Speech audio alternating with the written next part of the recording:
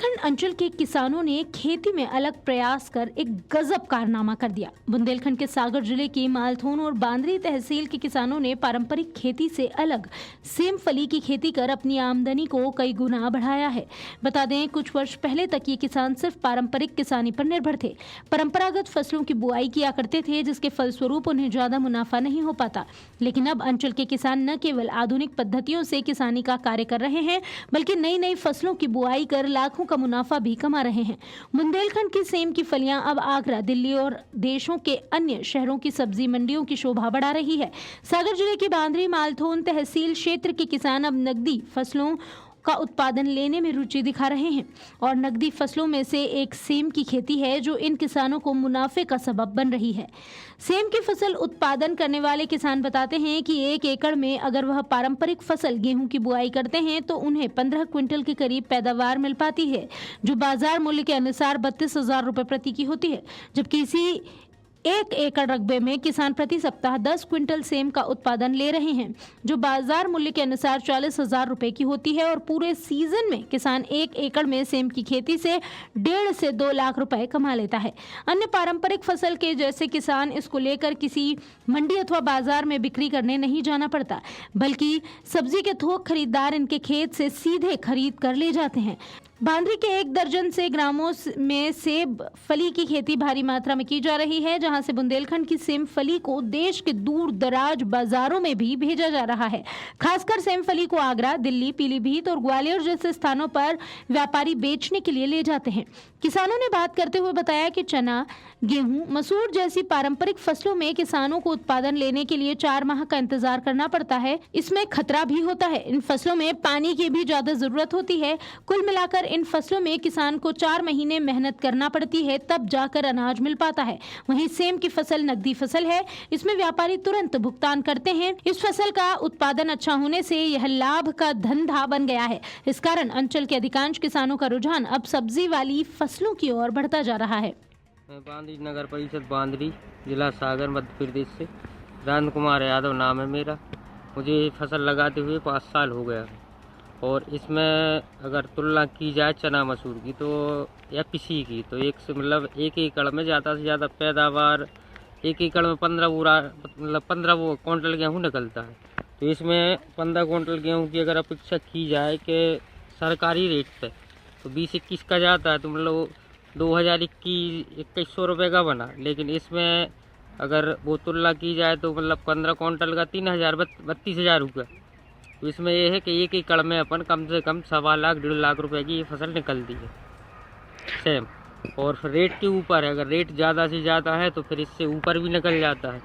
लागत भी है, लेकिन सरकारी रेट के हिसाब से की जाए तो ये फसल ज़्यादा अच्छी है गेहूँ चने से। अच्छा, कबे जा सेम कबे लगाने पड़ा थे, कितने महीना फल दे थे? ये वो मतलब अपना पानी का सीजन आता है तो बस पहला पानी जो गिरता है तो उसी के बाद ये स्टार्ट हो जाती है। इसमें 45 से 60 दिन के बीच फूल आ जाता है, वो फलियाँ भी आ जाती है। इसके बाद अपना अगर तुषार टाइम से मतलब लेट घला तो अच्छी मतलब पैदावार हो जाती है। अगर तुषार जल्दी घला तो फिर भी 1 लाख 1.25 लाख 1.5 लाख रुपया हो जाता है इसमें। जी बिकती कहाँ है, कैसे ले जाते हो, कहाँ पे जाती है? बिकने को ऐसा है कि हम ही गाड़ी भरते हैं और लखनऊ है, कानपुर, नागपुर है, भंडारा है और सीतापुर है, लखीमपुर है। एक पूरी गाड़ी 30 क्विंटल की भर के वहाँ भेजते हैं। तो वहाँ हरदोई वहाँ अच्छे से अच्छी रेट मिल जाती है इसकी। जितने की पिसी चना और सोयाबीन बिकता है वो दूनी की अपन से हम बेच लेते हैं।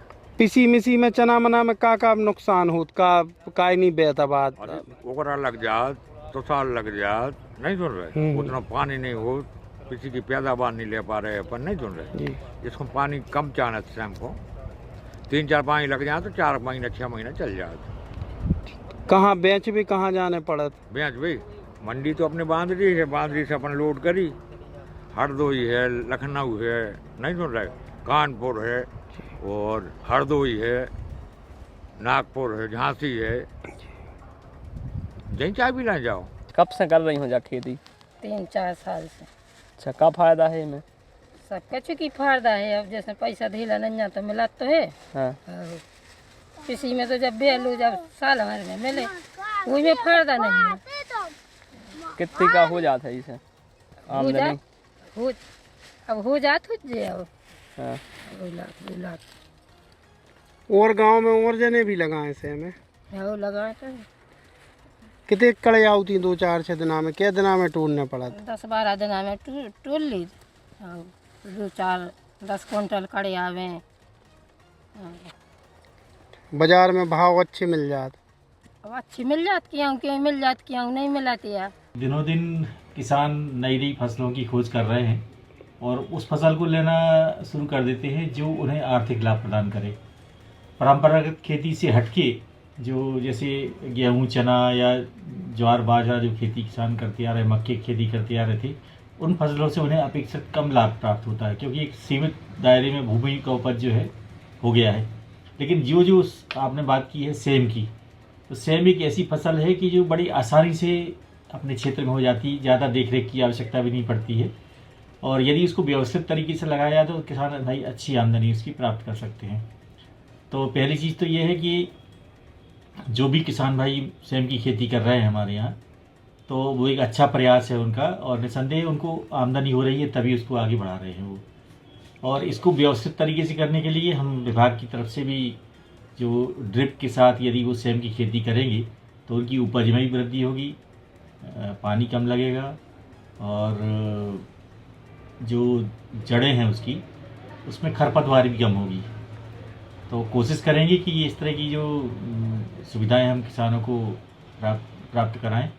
और जहाँ तक सेम की बात है, एक ऐसी फसल है कि बड़ी आसानी से उगाने वाली फसल है और इसमें ज़्यादा कीड़े बीमारी भी नहीं लगते हैं और पौष्टिक होने के साथ साथ अपने प्रदेश के अलावा अन्य प्रदेशों में भी इसकी काफ़ी मांग भी है।